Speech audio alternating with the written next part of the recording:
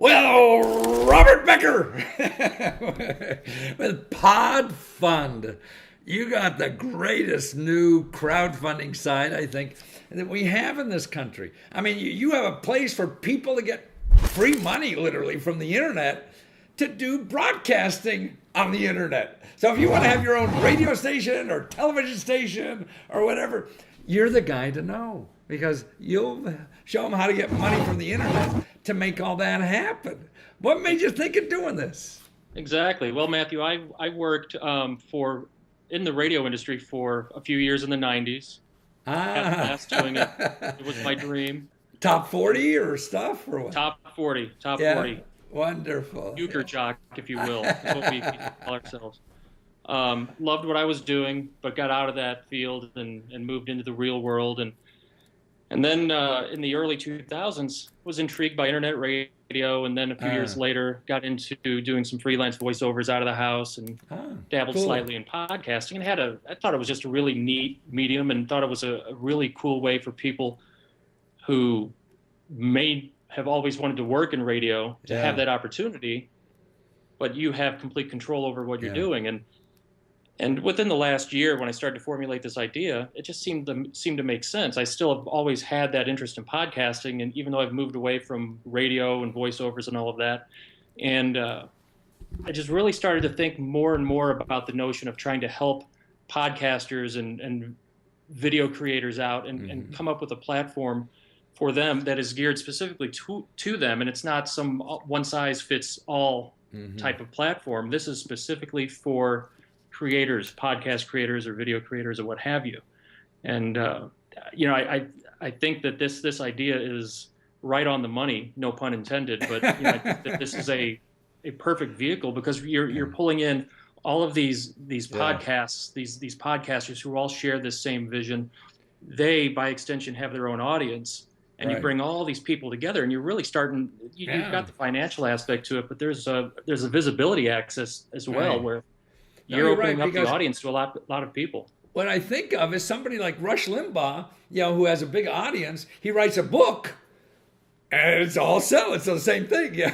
Exactly. If you have a podcast audience or something like that, so you're providing like something for them to sell to generate revenue out of it, and the person doing the podcast doesn't have to worry about credit cards or anything. Just going to the bank with the money. Yeah. And when I got into doing the freelance voiceover work out of my house, I invested a lot of money in some equipment, and like I said, I dabbled in podcasting, so I kind of have a little bit of an understanding as to what some of the challenges were for someone who wants to move into this, and knowing that podcasting doesn't exactly reel in all sorts of advertising dollars.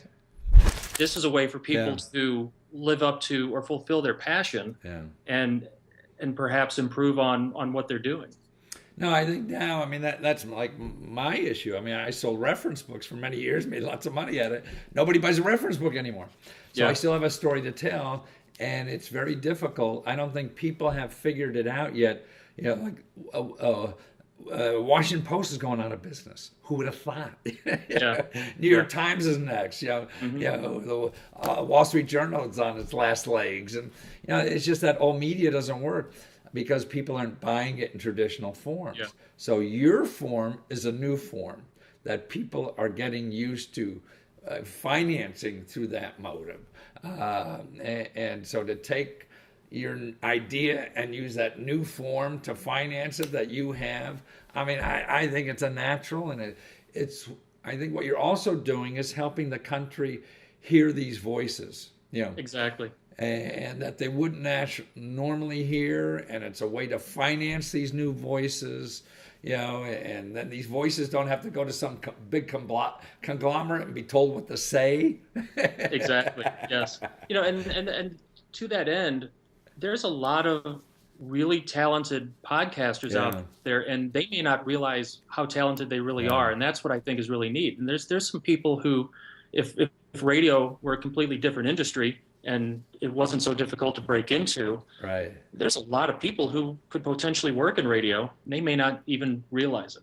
Right. Well, no, you're right, because I'm sure they weren't trained to it. They see something shrieking, and it's hard to know. But you're in something that's growing. Not only is crowdfunding probably going to be next big thing, and I think this country since the internet, but we still have, this information we're living on more and more. I mean, the experiences, I think we're buying less crap in the world and buying more experiences and information, the things that come out of a podcast or a video cast or whatever you call them, video wise, that, and you're in the forefront almost pulling that, something like you will be pulling that for the country.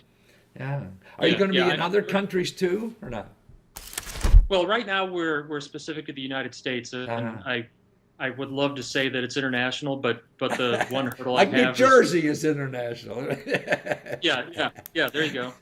I've got some hurdles that I need to clear as far as processing payments, but that's some stuff that we're working on, and but we'll start in the United States and we'll grow from there. I'm looking forward to seeing where this goes. So how long does it take now? Well, actually, now for the launch, you're launching May 3rd, 1914, or 2014. Well, I'm an old guy. March 3rd, 2014. Yeah. And so for that, you're looking for people to be on your front page on the opening because you're going to hit the ground running, right? And you've been building this momentum for weeks and months now. So people can still sign up to try to be in that front page when you launch, right? Yeah, exactly. And I actually launched the website. There's been a couple phases to the launch. It was just basically a placeholder web page where people were tantalized by what this might be. Just did that to drum up some interest and obviously tried to get some word of mouth spreading. We launched the website in a limited fashion. It was about 35 days ago, and we did that just strictly to start recruiting for campaigns. So if there's a podcaster who's interested in creating a campaign and they want to have the opportunity to be part of this launch on March 3rd, if they get their campaign in now, they have that opportunity to be there front and center on our homepage. And then come March 3rd, that's when all those campaigns that have been submitted will go live, and we'll start to accept pledges rather. So now, from now until March 3rd, people can sign up and get their their campaign all set up and ready to go when you pull the switch. And exactly. How long is what's a short time it could take to get a campaign up and going? Yeah. Technically speaking, if someone has a video ready to go, and it really doesn't take much to sit down and shoot a 3-minute video to sell to people who you want to solicit money from, but technically, you could have a campaign up and running in less than a week's time. Wow. Huh. Yeah. That's cool. And, and people spend, months, years banging on the doors trying to get money.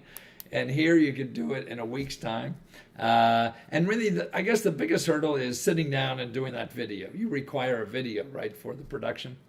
Yeah, because if we're talking about the medium of podcasting or video or whatever. You want to be reading. Yeah, exactly. A static image isn't going to get it done. And quite frankly, I don't think people are going to be interested in giving you money if they don't know who you are and you're not talking to them. When you say a week, don't forget, I'm just thinking now that people are doing podcasts, they're used for performing, they're used to being in front of the microphone. So, to do a 3-minute video may only take these people 3 minutes to do the bloody thing. Yeah, exactly. Because they've been talking. But you're talking a week because of the back and forth with you guys to get it all in. The actual time involved in putting the information they need for you together. That doesn't take a week's work, right? No, not at all. No, when I say a week, I'm thinking in terms of just what it might take to work with the podcaster and get the details worked out and to make sure everything meets certain standards. We just don't want to accept them as they come in and just let them go live. We do want to put them through a review process. So in other words, if it takes a few hours or whatever it is to get it together, send to you, then you go back and forth and you forgot this T and that I and stuff like that. Exactly. Yeah, we want to do our best to present the podcasters professionally as well. So it's a slick site too. It's for a new guy in St. Louis doing this, compete with the big guys. You look really good. Yeah, I'm excited about it. I really am.